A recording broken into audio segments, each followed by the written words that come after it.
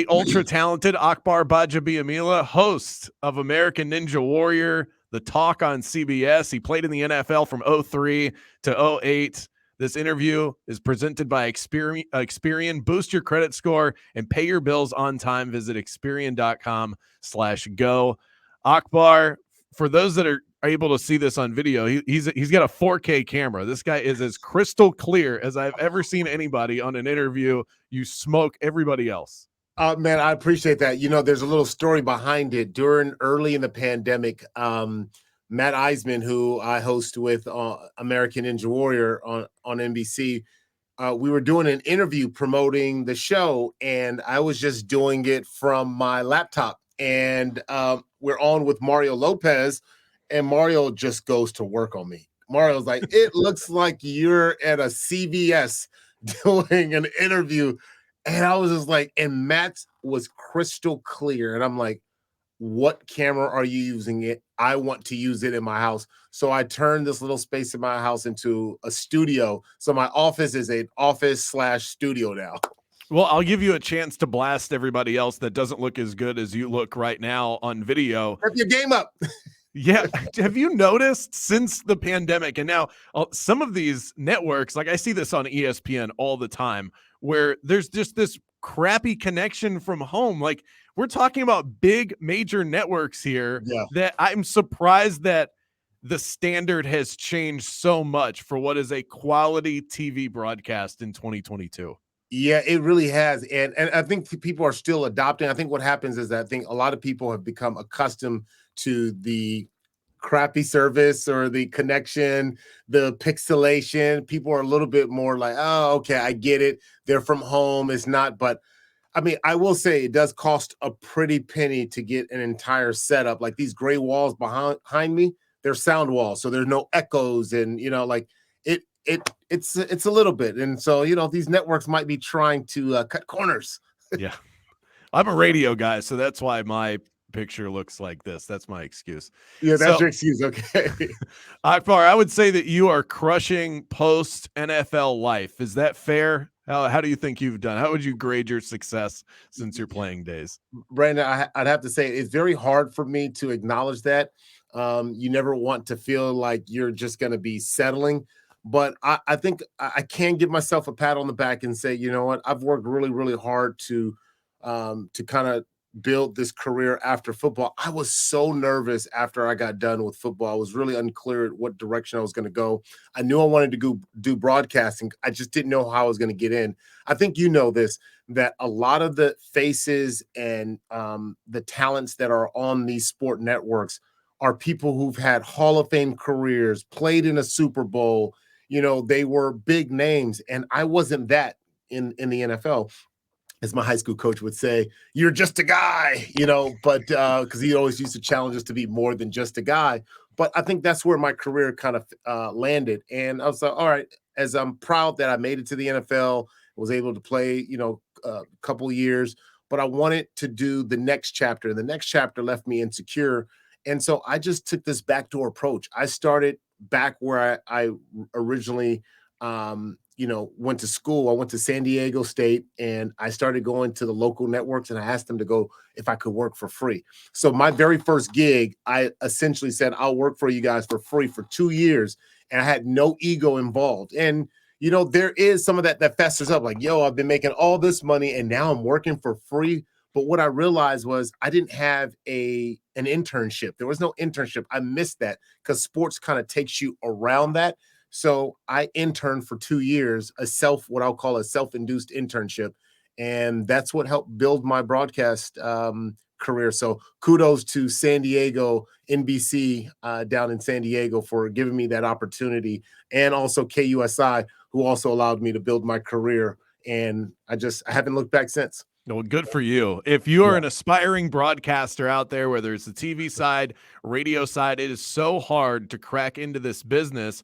And then once you're in, it's just like everything else. You just work yourself up, you get experience doing different things, make yourself uncomfortable where, if you're just comfortable all the time, you're not going to accomplish anything. That right there, being willing to work for free, that is such valuable advice to people that want to get into the industry. It's good Yeah, stuff. and I think that's in any industry, Brandon. In any industry, you have to be willing to say, hey, especially if it's a hot industry. Well, I took a backdoor approach. I knew that there were going to be Hall of Famers, big names at the front door, hoping to get paid a certain amount. And I was like, well, the one thing that I know that I have over them is that I can get rid of any ego and I'll work hard for free. So you might be more famous and you might, have more money, but I tell you, you're not going to outwork me because I'll do things that people won't do in order to get an opportunity.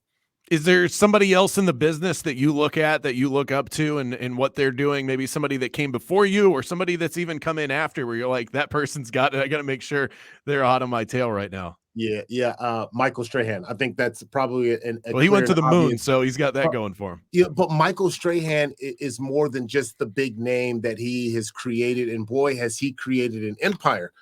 He has become the gold standard, right, as far as what you're supposed to do. He's created this blueprint.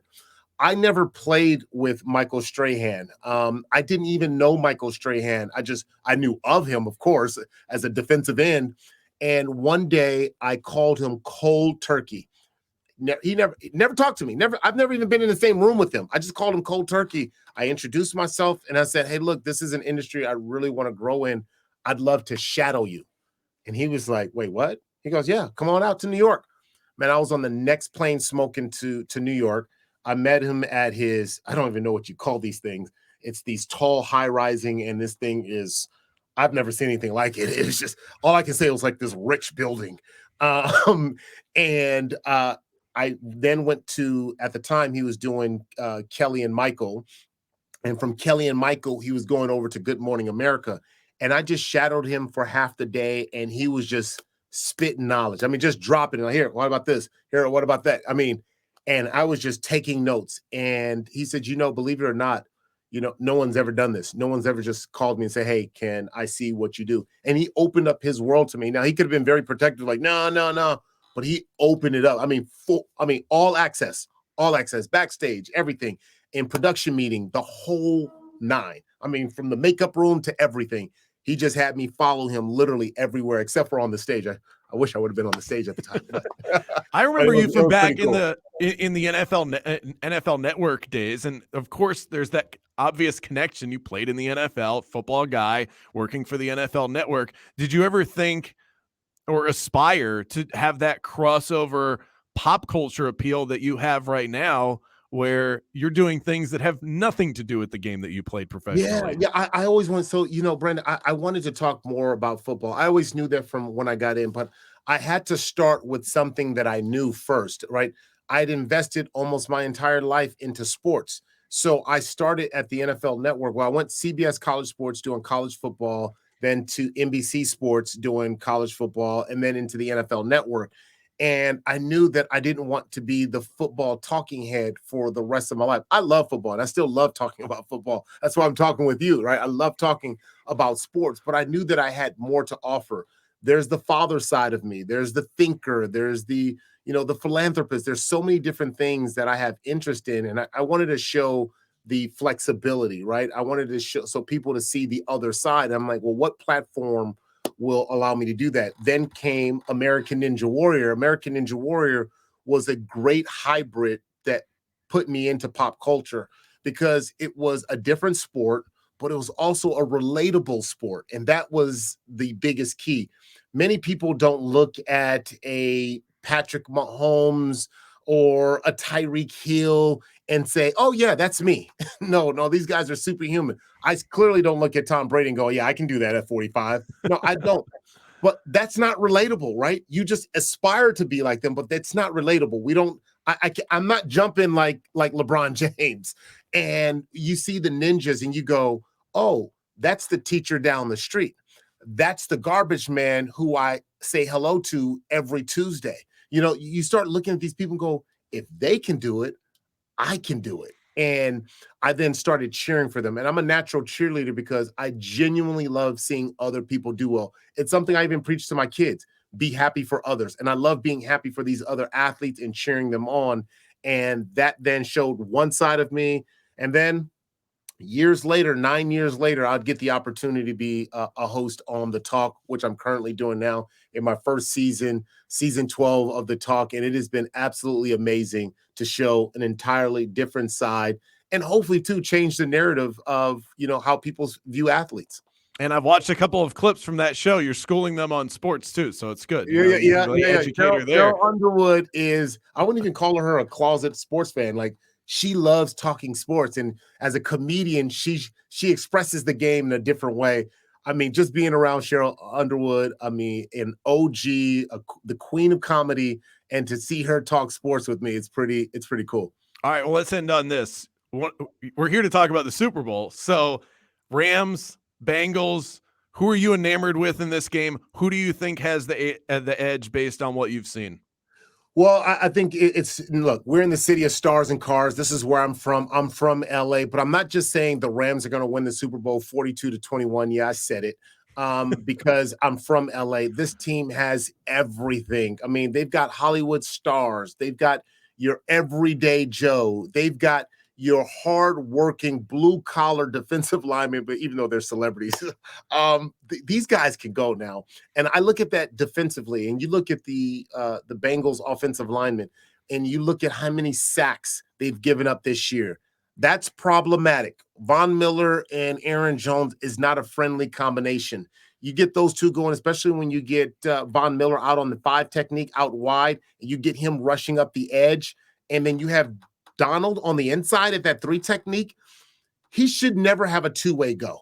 I mean, it shouldn't happen this way. But that's the problem that Von Miller creates on that defense, is that he gives Aaron Donald options. And when Aaron Donald has options, that's havoc for Joe Burrow. So I don't think Joe Burrow is going to have the magic that we've seen. We've all fallen in love with him. I think his story is relatable in that he was rejected from Ohio State. They didn't want him there. He goes over to LSU, wins a championship, gets hurt in his rookie year in November. Boom. Nobody thinks he's going to bounce back for the season, and finds himself in the Super Bowl with the Bengals. That right there, they already won. I just think that their winning stops at SoFi Stadium. They don't take it on. Can't say that I'm surprised that a defensive guy is picking the better defensive team here. Yeah, so but it's not even. I'm probably going with the Rams. Look, I mean, I didn't even get a chance to talk about the Rams offense. The Rams offense, I think it speaks for itself. And let me just say this. It's an irritation of mine. So many people talk about, and I find it as a disrespect, at least I interpret this. Everyone talks about Cooper Kupp, and they go, oh, man, Cooper Kupp, he's a smart wide receiver. Okay, I want you to challenge yourself. Why does he always get the label of being a smart wide receiver? That boy can ball. Yes. He is an athlete. He's not only smart at the game, but the kid can play football. So when I think about Cooper Kupp, I think he's a big part of that offense. Obviously, I mean, he checks all the box: receptions, yardage, yards after catch.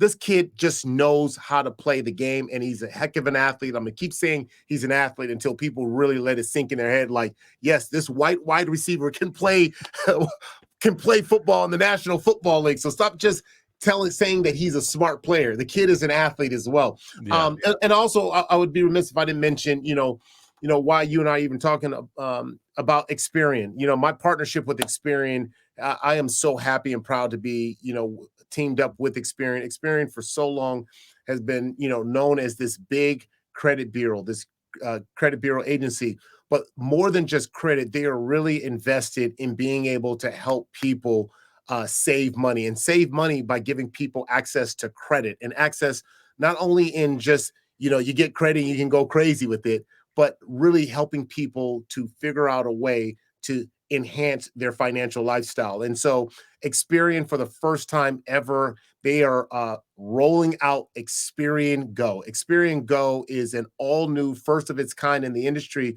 where they're allowing people who are credit invisible. These are people who've never had credit.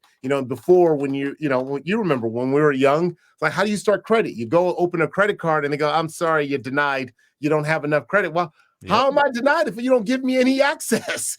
Well, Experian allows you now to be able to go out, open up a credit, get an Experian credit report, and have your FICO score within minutes. Like, I mean, you can literally go from 0 to 60 in about a minute. Now, that might not be fast for a car, but that is certainly fast for credit. So I am so happy because there's so many people, over 50 million people, believe it or not, Brandon, are credit invisible.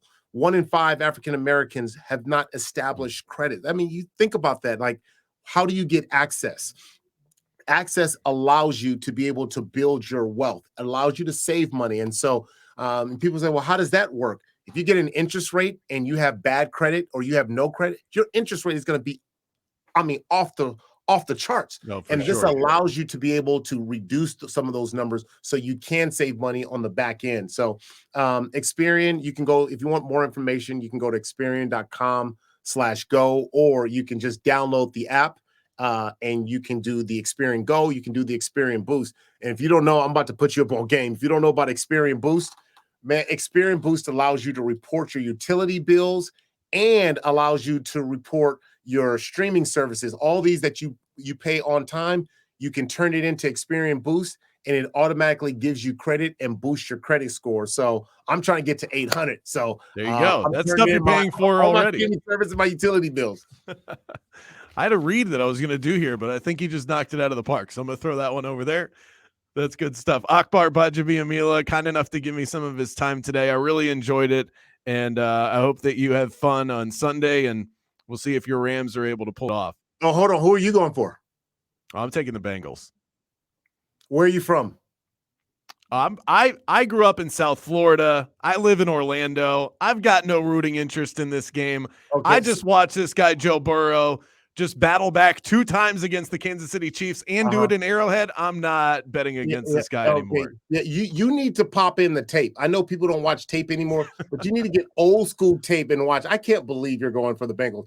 There's not a chance in the world that the Bengals win this one. You do know that all we're going to see is touchdown, and then we're going to see Crip walk in during the halftime show, and then we're going to see touchdown, and then boom, you get to boost your credit score with Experian. Just like that, the game's over. Well, I mean, either way I win, right? So either I nail this prediction and I get to rub it back in your face, or I can just boost my credit score and all that great stuff. One of these days, I'm going to have a credit score so good, I'm going to get a 4K camera myself. Okay, all right. You better Experian Go right now. Go do it right now. All right, man. Boom. Thanks so much. I appreciate it, Akbar. All right, no that problem. Was fun. All right. See you.